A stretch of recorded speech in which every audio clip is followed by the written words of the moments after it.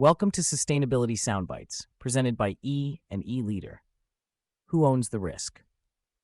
When a leased storage battery fails, third-party ownership can remove a battery from a company's capital budget and put maintenance in someone else's hands. It does not automatically transfer the cost of having that battery unavailable when the business needs it.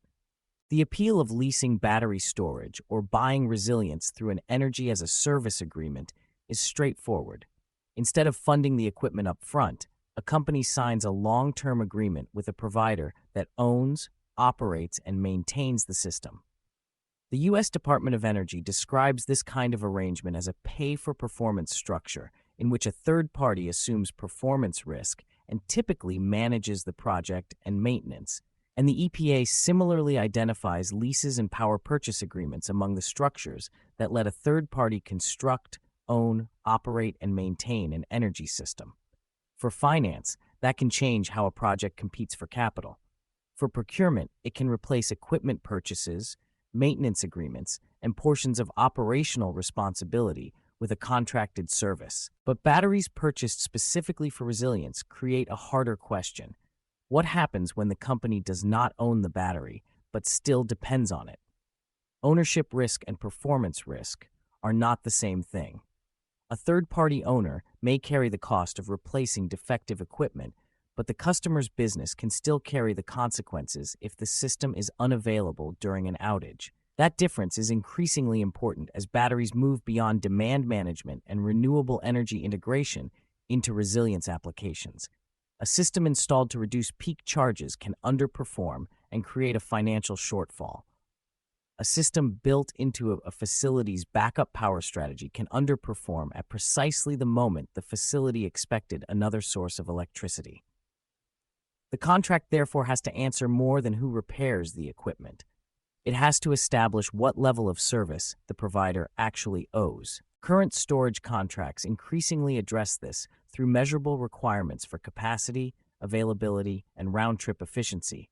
And long-term service agreements can backstop those requirements with warranties, performance guarantees, and in some cases, obligations to augment the battery as it degrades. Those provisions turn an engineering expectation into a contractual obligation. They do not necessarily make the customer whole. A performance guarantee is only as valuable as its remedy. Performance guarantees are common in storage contracts, and public filings from storage suppliers show agreements containing liquidated damages when systems fail to meet guaranteed thresholds, either at completion or during the service period. Duke Energy's 2026 South Carolina Battery Resource Procurement, filed with the State Public Service Commission this year, illustrates how specific these terms can get. It requires a guaranteed storage energy capacity rating tied to the technology's degradation profile, with damages owed when a seller fails to deliver the contracted minimum. For a commercial buyer, the important number is not simply the guaranteed percentage itself. It is the relationship between the contractual remedy and the buyer's actual exposure. A service credit or liquidated damages payment can compensate a company for contracted underperformance, but it may bear little relationship to lost production, spoiled inventory, interrupted computing, missed deliveries, or another consequence of losing power. That creates an important procurement distinction. A guarantee that pays when the battery fails is not necessarily a guarantee against the business consequences of failure, and companies buying resilience as a service need to understand that difference before the agreement is signed. Battery degradation creates a second risk transfer. The problem becomes more complicated over a 10, 15, or 20-year contract, because battery capacity deteriorates with use and time. Morgan Lewis's 2026 guidance on utility-scale storage procurement notes that augmentation, adding capacity back to a project to restore its original performance as cells degrade, has become a standard part of how contracts allocate long-term risk and recommends defining obligations around outputs, such as capacity, availability, and response characteristics, rather than around specific equipment that will eventually need replacing. That matters particularly in a third-party owned model. If the customer is buying a promised level of resilience rather than a battery, maintaining enough capacity to provide that service should be addressed explicitly in the agreement. Otherwise, a company can avoid the capital expenditure associated with battery ownership while retaining exposure to a system whose performance changes over time.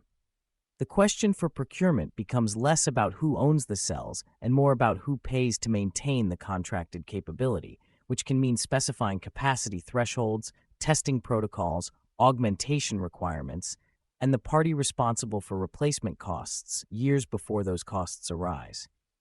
The counterparty becomes part of the resilience system. Even a well-written performance guarantee has another dependency: the company standing behind it.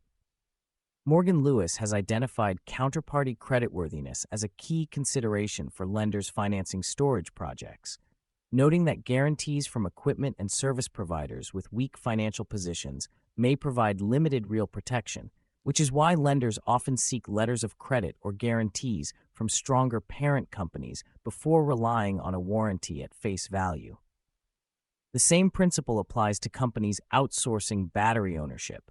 A 15-year resilience agreement effectively asks the customer to rely on the provider's ability to operate, maintain, augment, and potentially replace the system for much of the asset's useful life. That turns vendor diligence into part of resilience planning. A company may have avoided owning a depreciating battery asset, but it has acquired long-duration exposure to the provider's balance sheet, its equipment suppliers, its service organization, and potentially its financing structure.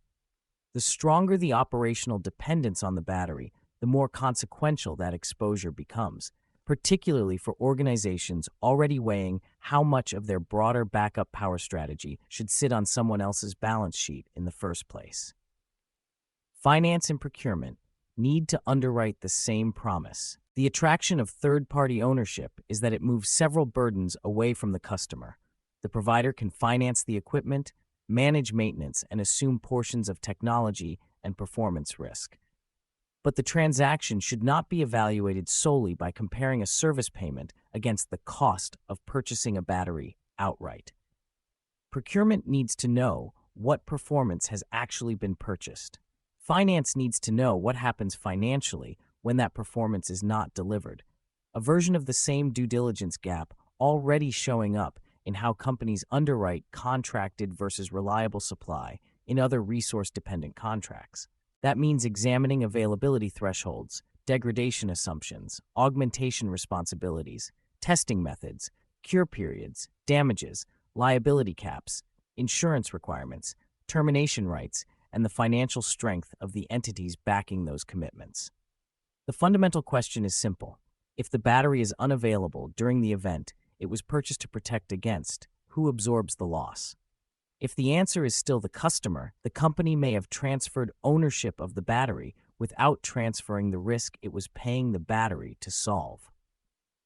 Interested in a soundbite sponsorship? Check out the energy category, currently sponsored by Amazon. Reach out to our team for more information. Thank you for listening.